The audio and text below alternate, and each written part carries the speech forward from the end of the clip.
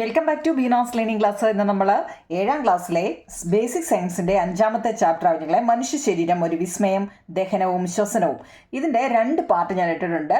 1ഉം 2ഉം പാർട്ടിൽ ഈ test full വായിക്കുന്നതാണ് കേട്ടോ. 1ാമത്തെയും 2ാമത്തെയും പാർട്ടിനകത്തിൽ ടെസ്റ്റ് ഫുള്ള് വായിച്ചു തന്നതാണ്. ഇതിനകത്തിൽ നമുക്ക് ഇതുവരെ എന്താണോ വായിച്ചത് അതിൻ്റെ നോട്ട് എഴുതാനാണ് ഈ ഒരു പാർട്ടിൽ വരുന്നത് കേട്ടോ. നോക്കിക്കോ, 1ാമത്തെ നോക്കിക്കേ. All livings organism need food. The food and method of obtaining food vary from organism to organism. Complete a list of organisms you have observed and their respective food present in the classroom. എന്താ പറഞ്ഞാൽ ചുറ്റുപാടുമുള്ള നിരവധി ജീവികളുടെ ആഹാരവും ആഹാര സമ്പാദന രീതികളും നിങ്ങൾ നിരീക്ഷിച്ചിട്ടുണ്ടോ? നിങ്ങൾ നിരീക്ഷിച്ചിട്ടുള്ള ജീവികളും അവയുടെ ആഹാരവും ഉൾപ്പെട്ട പട്ടിക തയ്യാറാക്കുക. ചോദ്യം കണ്ടു കഴിഞ്ഞാൽ നമ്മുടെ അതായത് ടെസ്റ്റിലെ ഫസ്റ്റ് പേജിലെ നിങ്ങളുടെ ഇംഗ്ലീഷ് മീഡിയം ആയാലും മലയാളം മീഡിയം ആയാലും ഫസ്റ്റ് പേജിലെ കാര്യങ്ങളാണ് കേട്ടോ. അതായത് നമ്മൾ ഓൾറെഡി അന്ന് പറഞ്ഞതാണ്, എന്നാലും നമുക്ക് ചുറ്റുപാടുമുള്ള ജീവികളൊക്കെ കഴിക്കുന്ന ആഹാരത്തെക്കുറിച്ചാണ്.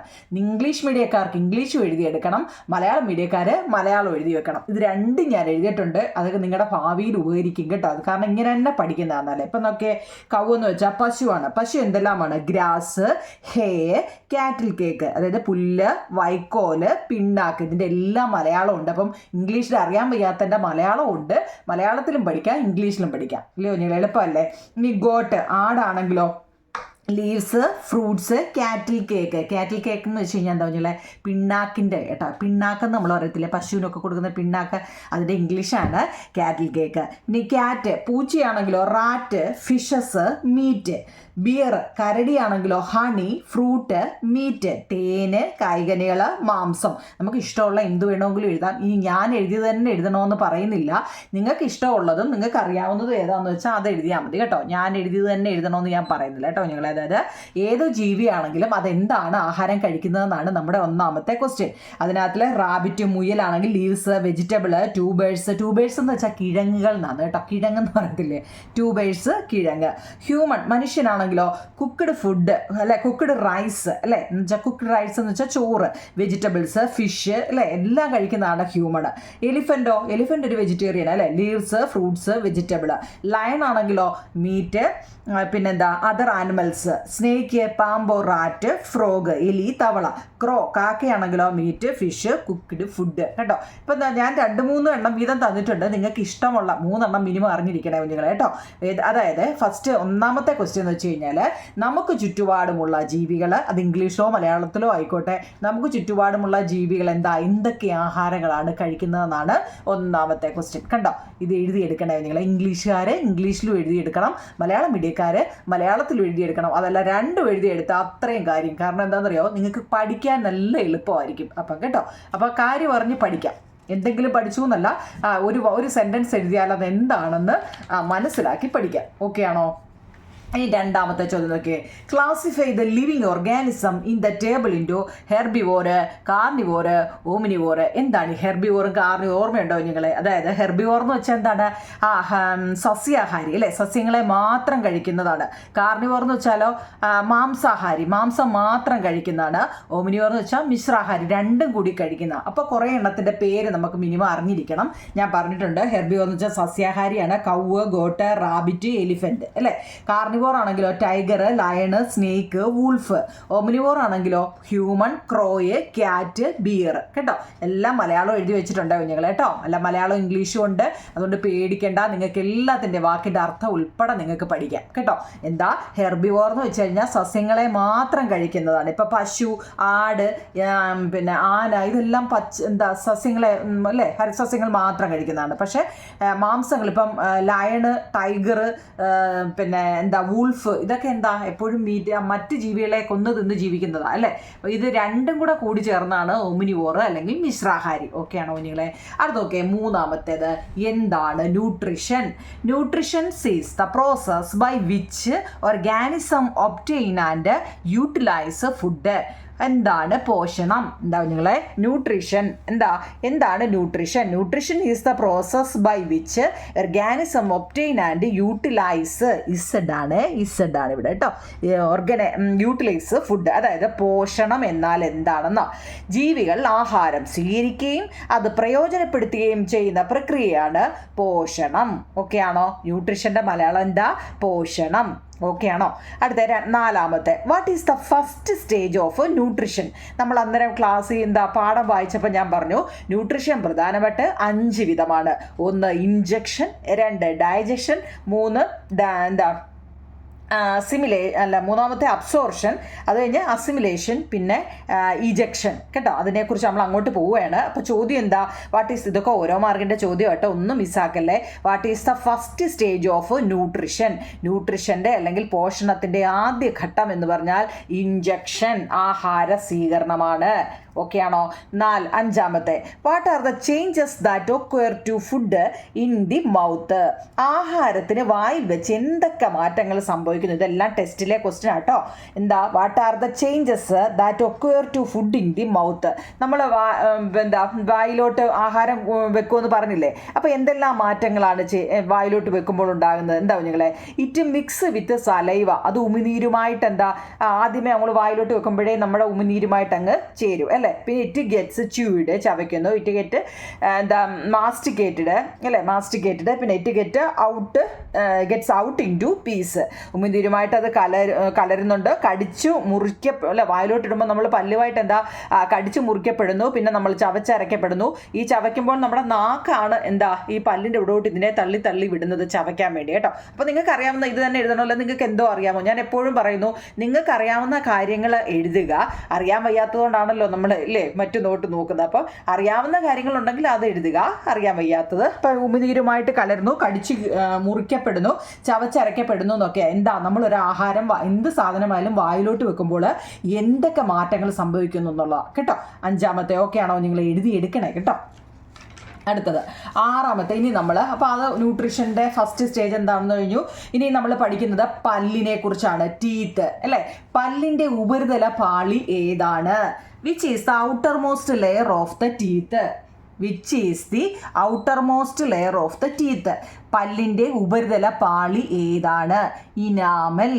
Which is the hardest substance in human body? ഏറ്റവും കട്ടിയുള്ളത് ഏതാവും നിങ്ങളെ? അതും ഇനാമലാണ്. മനുഷ്യ ശരീരത്തിലെ ഏറ്റവും, അത് 1 മാർക്കിന് PSCക്കൊക്കെ ചോദിക്കാൻ പറ്റിയ നല്ല ക്വസ്റ്റ്യനുകളാണ് കേട്ടോ. മനുഷ്യ ശരീരത്തിലെ ഏറ്റവും കാഠിന്യമേറിയ പദാർത്ഥം ഏതാണ്? പല്ലിൻ്റെ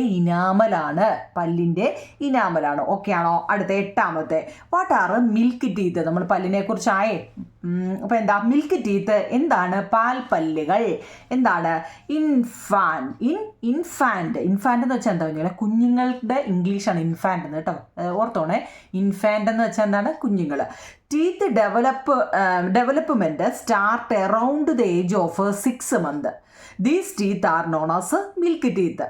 10 milk teeth each develop at the upper and lower jaws. എന്ന് വെച്ചാൽ ഇൻഫാൻറ്റിലെ teeth development start around the age of 6 months. എന്ന് വെച്ചാൽ ഒരു കുഞ്ഞിന് ആദ്യം മുളയ്ക്കുന്ന പല്ലുകളെയാണ് അല്ലേ? ആദ്യം മുളയ്ക്കുന്ന പല്ലുകളെ നമ്മൾ എന്ത് പറയുന്നത്? പാൽപ്പല്ലുകൾ എന്ന് പറയുന്നത്. ഇത് ഏകദേശം 6 മാസം പ്രായമാകുമ്പോഴാണ് ഏകദേശം 6 മാസം പ്രായമാകുമ്പോഴാണ് പല്ല് മുളയ്ക്കാൻ തുടങ്ങുന്നത് അല്ലേ? മുകളിലും താഴെയുമായിട്ട്, മുകളിലും 10 താഴെയും 10 അല്ലേ? അങ്ങനെ മൊത്തം 20 പല്ലുകളാണ് ഉണ്ടാകുന്നത്. ആ 20 പല്ലിനെ എന്ത് പറയുന്നത്? മിൽക്ക് ടീത്ത് അല്ലെങ്കിൽ പാൽപ്പല്ലുകൾ എന്ന് പറയുന്നത്. ഓക്കെ ആണോ? വായിക്കാൻ അറിയാമോ നിങ്ങളെ? വേണം ഒന്നുകൂടെ വായിക്കണോ? Infant teeth development start around the age of 6 months. These teeth are known as milk teeth. 10 milk teeth each develop at the upper and lower jaws. ഒരു കുഞ്ഞിന് ആദ്യം മുളയ്ക്കുന്ന പല്ലുകളാണ് പാൽപ്പല്ലുകൾ.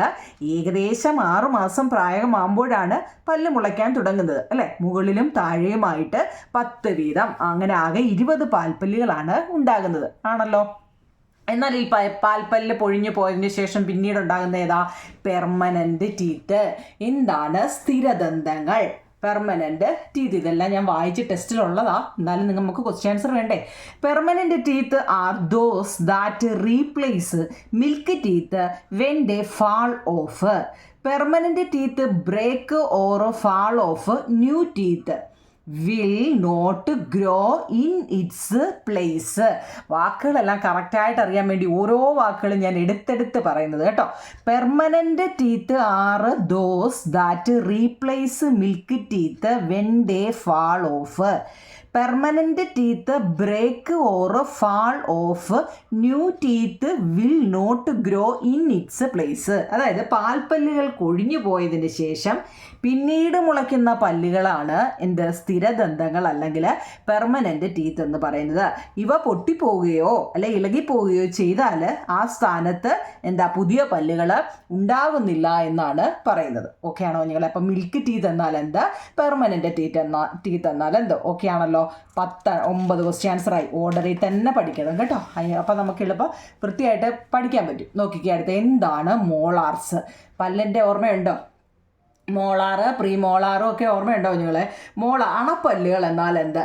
The generic name for molars and pre molars is molars എന്ന് വെച്ചാൽ ചർവണകം എന്നീ വിഭാഗത്തിലുള്ള പല്ലുകളെയാണ് പൊതുവായി നമ്മൾ എന്ത് പറയുന്നത്? അണപ്പല്ലുകൾ എന്ന് പറയുന്നത്. ശരിയല്ലേ? അല്ലയോ? അണപ്പല്ലുകൾ എന്ന് വെച്ചാൽ എന്താ? നമ്മുടെ ഇവിടെ ഈ സൈഡിലുള്ള കോമ്പല്ലിന് ശേഷമുള്ള അങ്ങോട്ട് കിടക്കുന്ന പല്ലുകളെയാണ് നമ്മൾ എന്ത് പറയുന്നത്? അണപ്പല്ലുകൾ എന്ന് പറയുന്നത്. ചർവണകം എന്നീ വിഭാഗത്തിലുള്ള പല്ലുകളെ പൊതുവായിട്ട് അണപ്പല്ലുകൾ എന്ന് വിളിക്കുന്നു. 10 ഒക്കെ ആണല്ലോ. അടുത്ത 11.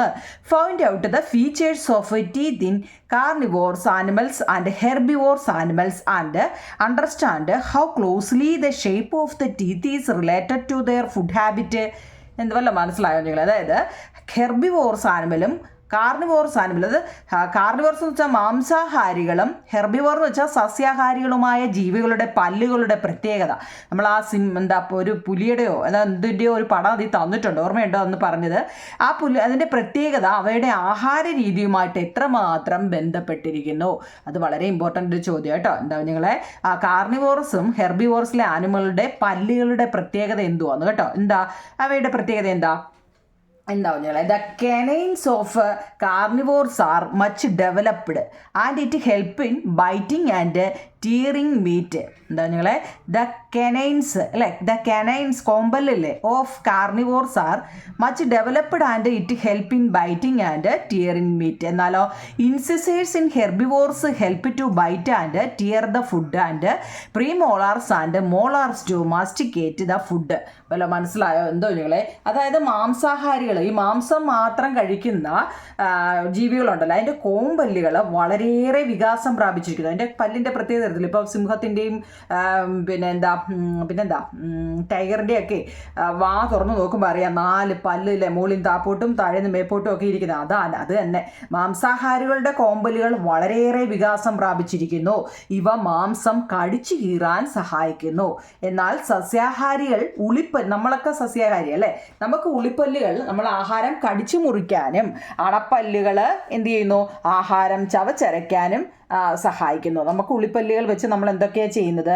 എന്നാൽ മാംസാഹാരികൾ കോമ്പല്ലുകൾ വെച്ച് എന്തൊക്കെയാണ് ചെയ്യുന്നതെന്നാ. ഓരോ ക്വസ്റ്റ്യൻ ആൻസറും കറക്റ്റായിട്ട് മനസ്സിലാക്കണേ കുഞ്ഞുങ്ങൾ കേട്ടോ. അതായത് ഇംഗ്ലീഷിലും മലയാളത്തിലും തന്നിട്ടുണ്ട്. അപ്പം നിങ്ങൾക്ക് എളുപ്പം പഠിക്കാൻ വേണ്ടി കൂടിയാണ് ഇങ്ങനെ തന്നിരിക്കുന്നത് കേട്ടോ. ഓക്കെ ആണോ? ഈ ക്വസ്റ്റ്യൻ ആൻസർ ഇമ്പോർട്ടൻ്റ് ആയിട്ടോ. എന്ന് വെച്ചാൽ മാംസാഹാരിയും സസ്യാഹാരിയും ജീവികളുടെ പല്ലിൻ്റെ പ്രത്യേകത എന്താണ് കേട്ടോ. ഹെർബിവോർ ആനിമലിൻ്റെയും കാർണിവോർ ആനിമലിൻ്റെയും ടീത്തിൻ്റെ പ്രത്യേകത ചെറിയ 2 സെൻറ്റൻസ് തന്നിരിക്കുന്നത്, അത് പഠിക്കണേ. അടുത്തത് 12ാമത്തെ ക്വസ്റ്റ്യൻ. ആ ഓർഡറിൽ തന്നെ പഠിക്കണേ. What is tooth decay? എന്താണ് ദന്തക്ഷയം? നമുക്ക് പല്ലിന് വേദനയാണ് നമ്മൾ പറയത്തില്ല, എന്താ ദന്തക്ഷയം? Tooth decay is damage to a tooth surface or enamel. പല്ലുകൾക്ക് കേടുവരുന്നതിനെയാണ് നമ്മൾ പൊതുവെ ദന്തക്ഷയം എന്ന് പറയുന്നത്. ശരിയല്ലേ? പല്ല് വേദനിക്കുന്നതിന്, പല്ലിന് എന്തെങ്കിലും കേടുണ്ടാകുമ്പോഴല്ലേ നമ്മൾ പല്ലുവേദനയാന്ന് പറയുന്നത്. ഇനി അതുപോലെ തന്നെ 13ാമത്തെ ചോദ്യം നോക്കി. Experiment of tooth decay. അത് നമ്മുടെ ടെസ്റ്റിൽ ഓൾറെഡി നല്ല രീതിയിൽ തന്നെ തന്നിട്ടുണ്ട്. നമുക്ക് അതിനെ ഒന്നും മാറ്റണ്ട, അത് അതുപോലെ പഠിക്കണം കേട്ടോ. Experiment of tooth decay. അതുപോലെ തന്നെ different type of teeth uses ഞാൻ അന്നേരം പറഞ്ഞു, അത് അതുപോലെ തന്നെ പഠിക്കണമെന്ന്. ഏതാണെന്നറിയാമോ നിങ്ങളെ? ഈ ക്വസ്റ്റ്യൻ ആൻസർ ഉണ്ടോ. നമ്മുടെ ഓരോ പല്ലിൻ്റെയും ഉപയോഗം, യൂസസ്, ഇത് ഇമ്പോർട്ടൻ്റ് ആയി. കാരണം ഇത് രണ്ടെണ്ണം ഏതാ, ഉളിപ്പല്ലും കോമ്പല്ലും, അതായത് ഇൻസിസറും കെനൈൻ്റെയും ഉപയോഗം രണ്ടും ഒന്ന് തന്നെയാണ്. എന്നാൽ പ്രീമോളാറിൻ്റെയും മോളാറിൻ്റെയും എന്താ ഉപയോഗവും ഒന്ന് തന്നെ. അപ്പോൾ ഏതെങ്കിലും ഓരോന്ന് ഇതിൽ നിന്ന് ഒരെണ്ണം പഠിച്ചാൽ പോരാ നിങ്ങൾ. എന്നാൽ അപ്പം നമുക്ക് 4 എഴുതിക്കൂടായോ? ഓക്കെ ആണോ? ഓരോ പല്ലിൻ്റെയും ഉപയോഗങ്ങളെക്കുറിച്ച്. അപ്പോൾ നമ്മൾ 14 ക്വസ്റ്റ്യൻ ആൻസർ പഠിച്ചു. 15 നോക്കിയേ. If you don't clean the mouth properly after having food your teeth may start to corrode how. അതായത് ആഹാരം കഴിച്ചതിന് ശേഷം വായ വൃത്തിയാക്കിയില്ലെങ്കിൽ പല്ലുകൾക്ക് കേടുവരാൻ സാധ്യതയുണ്ട്. എങ്ങനെയാണ്? ചോദ്യം മനസ്സിലാവുന്നുണ്ടോ നിങ്ങളെ? If you don't clean the mouth properly after having food your teeth may start to corrode. എന്താ കൊറോഡ് കേട്ടോ, കൊറോഡ് ഹൗ. ആഹാരം കഴിച്ചതിന് ശേഷം വായ വൃത്തിയാക്കിയില്ലെങ്കിൽ പല്ലുകൾക്ക് കേടുവരാൻ സാധ്യതയുണ്ട്. എങ്ങനെ? If do not clean the mouth properly the bacteria will feed on the food particles struck between the teeth. This will result in lactic acid production. It damage the teeth. ഇത് അതായത് പല്ലുകൾക്കിടയിൽ പറ്റിപ്പിടിച്ചിരിക്കുന്ന ഈ അവശിഷ്ടങ്ങളുണ്ടല്ലോ, അതായത് എന്തെങ്കിലുമൊക്കെ തിന്നുമ്പോൾ അതിൻ്റെ ബാക്കി വരുന്ന ഈ പല്ലിലിരിക്കത്തില്ലേ, അപ്പോൾ അതിൻ്റെ അവശിഷ്ടങ്ങൾ ബാക്ടീരിയകൾ എന്ത് ചെയ്യുന്നു, അവിടെ പോഷണം നടത്തുന്നു. ബാക്ടീരിയകൾ അവിടെ കയറി എന്ത് ചെയ്യുന്നു, അതിൻ്റെ പോഷണം നടത്തും. തൽഫലമായി എന്തുണ്ടാകുന്നു? ലാക്റ്റിക് ആസിഡ് അവിടെ ഉണ്ടാകും. മനസ്സിലാണ്? അവിടെ ഉണ്ടാകുന്ന ആസിഡ് ഏതാണ്? ലാക്റ്റിക് ആസിഡ് ഉണ്ടാകും. ഇത് പല്ലുകളെ കേടുവരുത്തുന്നു. It damage the teeth. കേട്ടോ, ആ ക്വസ്റ്റ്യൻ ആൻസർ നല്ലപോലെ എഴുതണേ. ഇംഗ്ലീഷാണ്, ഇംഗ്ലീഷുകാർ ഇതും എഴുതുക, മലയാളംകാർ ഇതും എഴുതുക. രണ്ടും എഴുതിയാൽ നിങ്ങൾക്ക് എളുപ്പം പഠിക്കാൻ പറ്റുമെന്നാണ്. മലയാളം മീഡിയക്കാർക്ക് ഇംഗ്ലീഷ് എഴുതിയെടുക്കുന്ന പാടായിരിക്കും, പക്ഷേ ഇംഗ്ലീഷ് മീഡിയക്കാർക്ക് ഈ മലയാളം എഴുതുന്നത് നല്ലതാണെന്ന് തോന്നുന്നു അല്ലേ? അപ്പോൾ നിങ്ങൾക്ക് അർത്ഥം മനസ്സിലാക്കി പഠിക്കാം. എന്താ? If don't clean the mouth properly the bacteria will feed on the food particles struck between the teeth അല്ലേ. These will result in lactic acid production. It damage the teeth അല്ലേ. അതുകൊണ്ട് ആ പല്ലുകൾക്കിടയിൽ പറ്റിപ്പിടിച്ചിരിക്കുന്ന അവശിഷ്ടങ്ങൾ ബാക്ടീരിയകൾ പോഷണം നടത്തും. തൽഫലമായി എന്തുണ്ടാകുന്നു? അവിടെ ഒരു ലാക്റ്റിക് ആസിഡ് അവിടെ ഫോം ആവും അല്ലേ. ഇത് പല്ലുകളെ കേടുവരുത്തുന്നു. അടുത്ത 16ാമത്തെ question. How does lactic acid damage teeth? നമ്മൾ പറഞ്ഞല്ലോ ലാക്റ്റിക് ആസിഡ് എങ്ങനെയാണ് ഈ പല്ലിനെ കേടുവരുത്തുന്നത്. എങ്ങനെയാവും നിങ്ങളെ? ലാക്റ്റിക് ആസിഡ് എങ്ങനെയാണ് പല്ലിനെ കേടുവരുത്തുന്നത്? Enamel of teeth is a calcium compound. Enamel will react with lactic acid causing the tooth decay in the long run. കാണാൻ പറ്റുന്നുണ്ടോ? എന്താ? Enamel of teeth is a calcium compound എന്ന് വെച്ചാൽ പല്ലിൻ്റെ ഇനാമൽ നിർമ്മിക്കപ്പെട്ടിരിക്കുന്നത് കാൽസ്യം സംയുക്തം കൊണ്ടാണ്. നമ്മുടെ കോമ്പൗണ്ട് എന്ന് വെച്ചാൽ സംയുക്തം എന്നോ മലയാളം കേട്ടോ. കാൽസ്യം കോമ്പൗണ്ട് കൊണ്ടാണ് എന്ത് ചെയ്യുന്നത്? നമ്മുടെ പല്ലിൻ്റെ ഇനാമൽ നിർമ്മിക്കപ്പെട്ടിരിക്കുന്നത് കേട്ടോ. നിങ്ങളെ അത് വൺ വേർഡിനൊക്കെ ചോദിക്കാം കേട്ടോ, വൺ വേർഡിനൊക്കെ ചോദിക്കാം. ഇനി നോക്കിയേ. Enamel will react with lactic acid causing the tooth decay in the long run. അതായത് ഇനാമലും ലാക്റ്റിക് ആസിഡുമായിട്ട് പ്രവർത്തിച്ച് പല്ലിനെ ദ്രവിപ്പിക്കുന്നു. ഇത് ദീർഘകാലം കൊണ്ടാണ് ഈ പ്രവർത്തനം നടക്കുന്നത്. പല്ലിൻ്റെ ഇനാമൽ നിർമ്മിക്കപ്പെട്ടിരിക്കുന്നത് കാൽസ്യം സംയുക്തം കൊണ്ടാണ്. ഇനാമലും ലാക്റ്റിക് ആസിഡും ആസിഡുമായി പ്രവർത്തിച്ച് പല്ലിനെ ദ്രവിപ്പിക്കുന്നു. ഇത് ദീർഘകാലം കൊണ്ടാണ് ഈ പ്രവർത്തനം നടക്കുന്നത്. ഓക്കെ ആണോ? അടുത്ത നോക്കിയ കുഞ്ഞുങ്ങളെ 17ാമത്തെ ചോദ്യം നാക്കിനെ കുറിച്ചാണ്. Tongue. What are the functions of the tongue? വളരെ ഇമ്പോർട്ടൻ്റ് ആണ്. നാക്കിൻ്റെ ധർമ്മങ്ങൾ എന്തെല്ലാമാണ്? നാക്കിൻ്റെ ധർമ്മങ്ങൾ എന്തൊക്കെയാണ് എഴുതി വെച്ചിട്ടുണ്ട്. The taste bud on the tongue help us to sense taste. എന്താണ്? The taste buds on the tongue help us to sense taste. Help in swallowing വിഴുങ്ങുക എന്നിട്ട് swallowing. Tongue help to move food inside the mouth so that teeth can chew it. Tongue help to remove things trapped between ട്രാപ്ഡാണ് TRAP ആട്ടോ, trapped between teeth. എന്താ ഞങ്ങളെ? അതായത് the taste buds രുചി അറിയാൻ നാക്കിലെ സ്വാദുമുകുളങ്ങൾ നമ്മളെ സഹായിക്കുന്നു. ടേസ്റ്റ് ബഡ് എന്ന് വെച്ചാൽ എന്താണ്? സ്വാദുമുകുളങ്ങൾ. നമ്മൾ എന്തെങ്കിലും ഒരു കാര്യം കഴിച്ചെന്നുള്ളതിന് എങ്ങനെ അറിയുന്നത്? നമ്മുടെ നാക്കിലെ രുചി കൊണ്ടാണ് നമ്മൾ പറയുന്നത് അല്ലേ. സ്വാദുമുകുളങ്ങൾ നമ്മളെ സഹായിക്കുന്നു. പിന്നെ സ്വാളോയിങ് ഹെൽപ്പ്, വിഴുങ്ങാൻ നമ്മളെ സഹായിക്കുന്നുണ്ട്. എന്തിൻ്റെ കാര്യമാണ്? നാക്കിൻ്റെ കാര്യമാണ്. പിന്നോ പല്ലുകൾക്ക് ചവച്ചരയ്ക്കാൻ പാകത്തിന് ആഹാരത്തെ വായ്ക്കുള്ളിൽ ചലിപ്പിച്ചു കൊടുക്കുന്നത് നമ്മുടെ നാക്കാണ്. എന്തെങ്കിലും ഒരു സാധനം അങ്ങോട്ട് ഇട്ട് കൊടുത്താൽ അത് പല്ലിലോട്ട് അങ്ങോട്ടും ഇങ്ങോട്ടും ഒക്കെ നീക്കിയിട്ട് കൊടുക്കുന്നത് ആരാണ്? നമ്മുടെ പല്ലാണ്. നാക്കാണ്. നാക്കിൻ്റെ കാര്യമാണല്ലോ. ആരാണ്? പല്ലിലോട്ട് ഇട്ട് കൊടുക്കുന്നത് നമ്മുടെ നാക്കാണ്. പിന്നോ വായ്ക്കുള്ളിലെയും പല്ലുകളിലെയും പറ്റിപ്പിടിച്ചിരിക്കുന്ന അവശിഷ്ടങ്ങൾ നീക്കാനും സഹായിക്കുന്നു. ഇപ്പോൾ നമ്മുടെ പല്ലിൽ എന്തെങ്കിലും ഒന്നുണ്ടെന്ന് പറഞ്ഞാൽ പെട്ടെന്ന് നമ്മൾ നാക്ക് വെച്ച് അവിടോട്ടല്ലേ തൊടുന്നത്. നമ്മുടെ ഫ്രണ്ട് പല്ലിൽ എന്തോ ഉണ്ടെന്ന് പറഞ്ഞാൽ നമ്മൾ നാക്ക് വെച്ച് പെട്ടെന്ന് അല്ലേ ആ പല്ലിൻ്റെ അടുത്തോട്ട് കൊണ്ടുപോകുന്നതാണ്. അപ്പോൾ വായ്ക്കുള്ളിലെയും പല്ലുകളിലെയും പറ്റിപ്പിടിച്ചിരിക്കുന്ന അവശിഷ്ടങ്ങൾ നീക്കാൻ എന്ത് സഹായിക്കുന്നു? നമ്മുടെ നാക്ക് സഹായിക്കുന്നു. ഇവിടെ 4 പോയിന്റ് ഞാൻ തന്നിട്ടുണ്ടോ നിങ്ങളെ? നിങ്ങൾക്ക് ഏതെങ്കിലും ഇഷ്ടമുള്ള ഒരു 3 പോയിന്റെങ്കിലും മിനിമം 4 പഠിച്ചാൽ അത്രയും നല്ലത്. നല്ല മിടുക്കി പിള്ളേരാണ്. പക്ഷേ 3 എണ്ണമെങ്കിലും മിനിമം, ഒന്നും അറിയാൻ വയ്യാത്തവരാണെങ്കിൽ 3 എണ്ണമെങ്കിലും മിനിമം പഠിക്കണം കേട്ടോ. ഓക്കെ ആണല്ലോ? നാക്കിൻ്റെ നമ്മൾ മുമ്പ് പല്ലിനെ കുറിച്ചാണ് പഠിച്ചത്. പല്ലിൻ്റെ ധർമ്മങ്ങൾ എന്തെല്ലാമാണ്, ഓരോ പല്ലിൻ്റെയും ഉപയോഗങ്ങൾ എന്തെല്ലാമാണെന്നും ഒക്കെ നമ്മൾ പഠിച്ചു അല്ലേ. ഇനിയിപ്പം നമ്മൾ പഠിക്കുന്നത് നാക്കിൻ്റെ ഉപയോഗങ്ങളാണ്. ഓക്കെ ആണല്ലോ? ഇനി saliva help in digestions where saliva is produced. എന്താവും നിങ്ങളെ? ദഹനത്തിന് സഹായിക്കുന്ന ഉമിനീര് നിർമ്മിക്കുന്നത് ഡൈജഷൻ ഉണ്ടല്ലോ. ഡൈജഷൻ എന്ന് വെച്ചാൽ ദഹനമാണല്ലേ. ഈ ദഹനത്തിന് സഹായിക്കുന്ന ഉമിനീർ നിർമ്മിക്കുന്നത് എവിടെ നിന്നാണ്? നമ്മുടെ വായിൽ ഉമിനീര് വരുമെന്ന് പറയത്തില്ലേ, ഉമിനീര്. ഇത് എവിടെ നിന്നാണ് ഈ ഉമിനീര് വരുന്നത്? എവിടുന്നാ? സലൈവറി ഗ്ലാൻസിൽ നിന്നാണ്, ഉമിനീർ ഗ്രന്ഥിയിൽ നിന്നാണ്. എവിടെന്നാ നിങ്ങളെ? സലൈവറി ഗ്ലാൻസ് അല്ലെങ്കിൽ എന്താ? ഉമിനീർ ഗ്രന്ഥിയിൽ നിന്നാണ്. ഓക്കെ ആണോ? അടുത്ത okay. Which part of the digestive systems does food first reach from the mouth? എന്താ? Which part of the digestive system does food first reach from the mouth? വായിൽ വെച്ച് ചവച്ചരക്കപ്പെടുന്ന ആഹാരം പിന്നീട് ദഹന വ്യവസ്ഥയുടെ ഏത് ഭാഗത്തോട്ടാണ് എത്തിച്ചേരുന്നത്? എവിടോട്ടാണ്? നമ്മൾ വായിൽ വെച്ചെല്ലാം ചവച്ചരച്ച് കഴിഞ്ഞാൽ പിന്നീട് അത് എങ്ങോട്ടാണ് പോകുന്നതെന്ന്?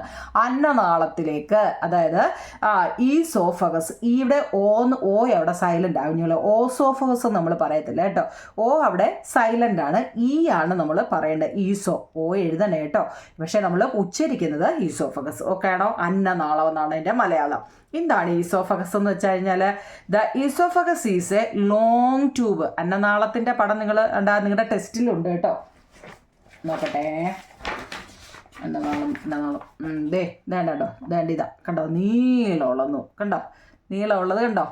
ട്യൂബ്. അപ്പം എങ്ങനെയാ പറയും? ഈസോഫഗസ് ഈസ് അല്ലെ അന്നനാളം എന്ന് വെച്ചാൽ long tube that connect the mouth to the stomach. ഇത് എവിടെ? നമ്മുടെ വായിൽ നിന്നും സ്റ്റൊമക്ക് ആമാശയത്തിലേക്കാണ് ഇത് കണക്ട് ചെയ്തിട്ടിരിക്കുന്നത്. It is made of muscles. It is made of muscles. ഒരു മാർക്കിനൊക്കെ ചോദിക്കുക എന്താ ഈ ഈസോഫഗസ് എന്ന് കേട്ടോ. മനസ്സിലാവുന്നുണ്ടോ നിങ്ങൾ? 20 ക്വസ്റ്റ്യനും നല്ലപോലെ അറിയാമല്ലോ. മനസ്സിലാവുന്നുണ്ടല്ലോ? ഇനി 21ാമത്തെ. ഇപ്പം അന്നനാളം എന്ന് വെച്ചാൽ എൻ്റെ മലയാളംകാരെ എഴുതിക്കോ. വായെ ആമാശയവുമായിട്ട് ബന്ധിപ്പിക്കുന്ന ഒരു കുഴലാണ് അന്നനാളം. ഇത് പേശികളാൽ നിർമ്മിക്കപ്പെട്ടിരിക്കുന്നു. ഓക്കെ ആണല്ലോ? അടുത്ത 21. What is peristalsis? ഓർമ്മയുണ്ടോ നിങ്ങൾ അതൊക്കെ പഠിപ്പിച്ചത്? എന്താണ് peristalsis? The wave like movement of the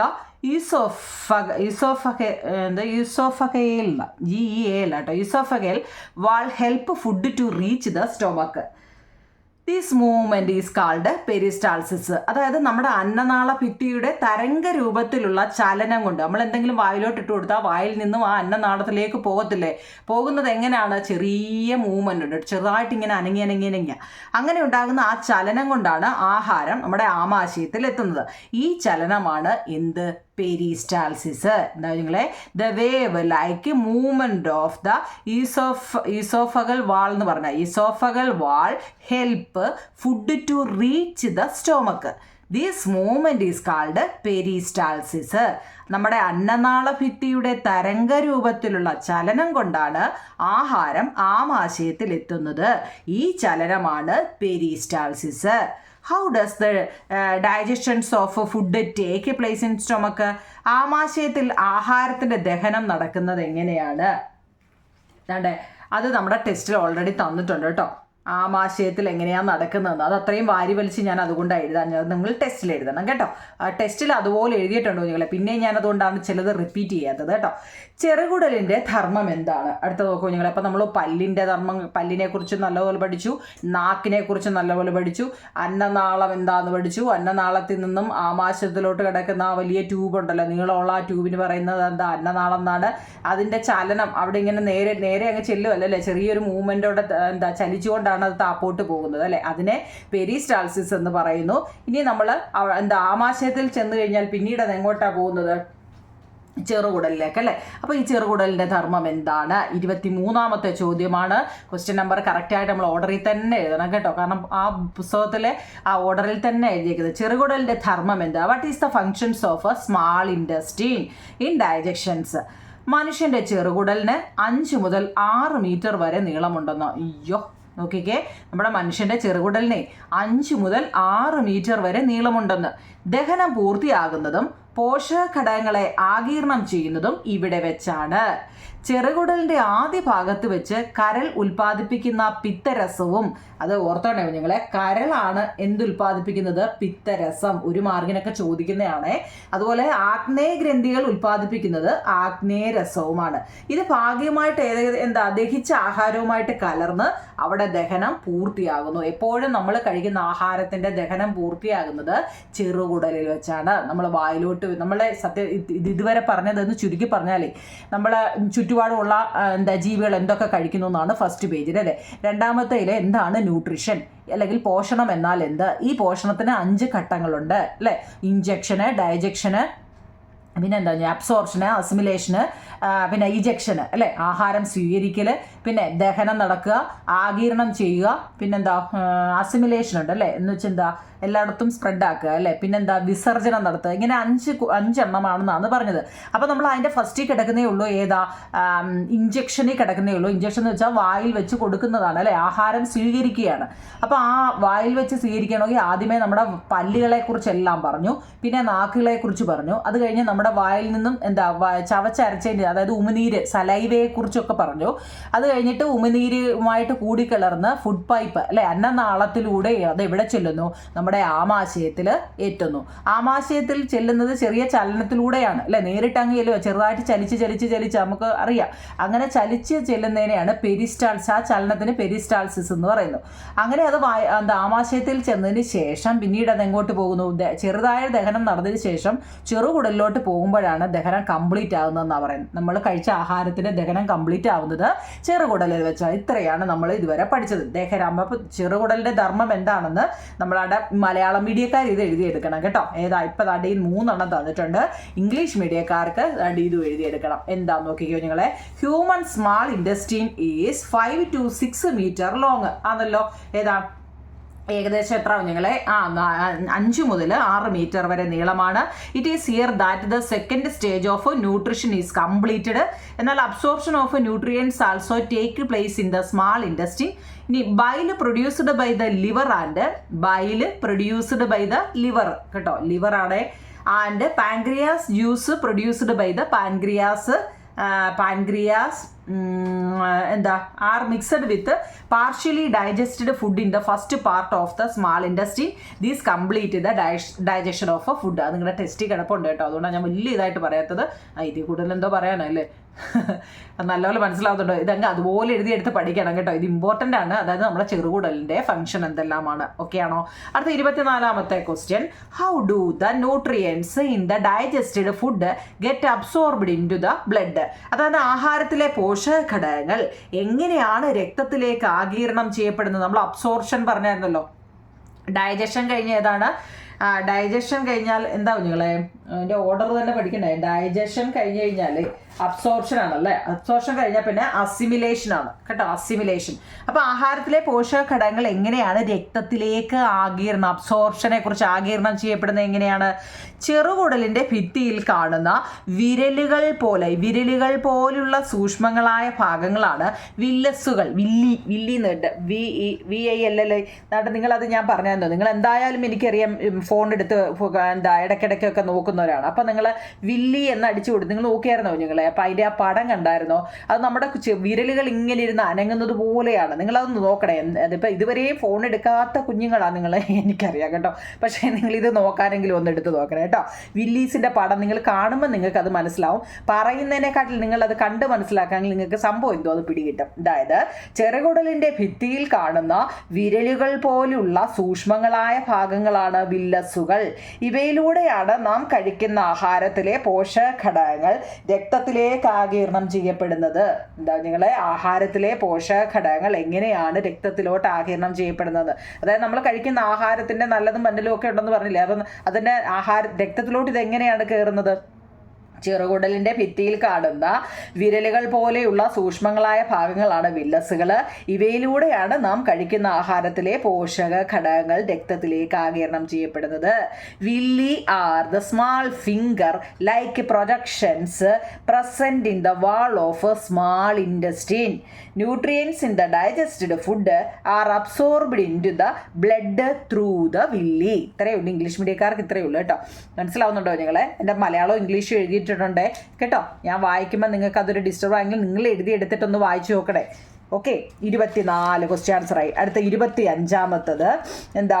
പോഷണത്തിൻ്റെ ഘടകങ്ങളുടെ എന്താ ഒരു ഫ്ലോ ചാർട്ട് പോലെ, അതായത് ഓർഡറിൽ തന്നെ എഴുതണം. ഞാൻ പറഞ്ഞെങ്കിലും നിങ്ങൾക്കത് അറിയണമെന്നില്ല. നോക്കി കഴിഞ്ഞാൽ 1 ഇഞ്ചക്ഷൻ, 2 ഡൈജഷൻ, 3 ഇത് ഓർഡർ തിരിഞ്ഞു പോലെ. രണ്ടാമത്തെ ഇഞ്ചക്ഷൻ, അബ്സോർഷൻ, അസിമിലേഷൻ, ഇജക്ഷൻ.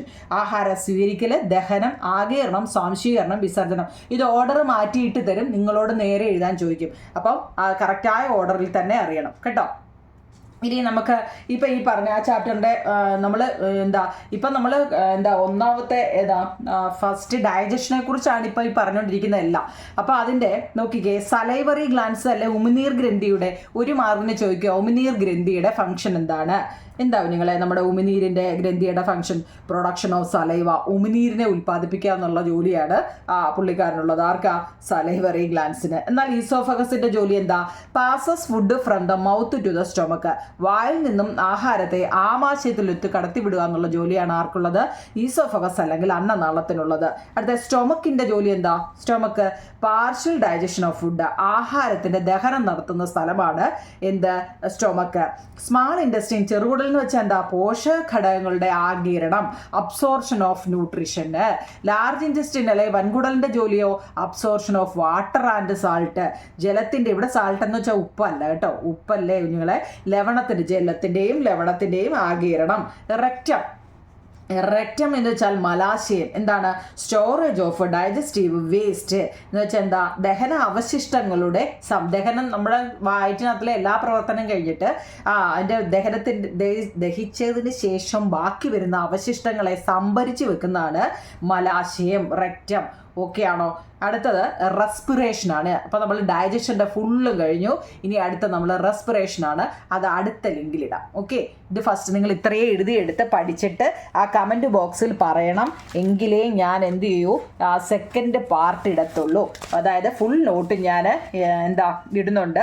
ഇത് നമ്മുടെ ഡൈജഷൻ്റെ ഫുൾ 26 ക്വസ്റ്റ്യൻ ഉണ്ട്, ഫുൾ നോട്ടും ഉണ്ട്. അപ്പം ഇനി റെസ്പിറേഷൻ്റെ നോട്ട് വേണമെങ്കിൽ നിങ്ങൾ കമൻറ്റ് ബോക്സിൽ ഇത് എഴുതി പഠിച്ചിട്ട്, വെറുതെ പഠിച്ചെന്ന് പറഞ്ഞാൽ പോരെ, ഇത് എഴുതി വൃത്തിയായിട്ട് എഴുതി പഠിച്ചിട്ട് വേണം ബാക്കി. കുറേ നമ്മൾ ബുക്കിനകത്ത് എഴുതി വെച്ചു എന്ന് പറഞ്ഞുകൊണ്ട് കാര്യമല്ലോ നിങ്ങളെ. ഒരു ക്വസ്റ്റ്യനെ നമ്മുടെ ബുക്കിലുള്ളല്ലോ, അത് വൃത്തിയായിട്ട് പഠിക്കുക എന്നുള്ള എന്നും പറഞ്ഞ് ഒരു ക്വസ്റ്റ്യൻ എഴുതി വെച്ചുകൊണ്ട് വരില്ല കേട്ടോ.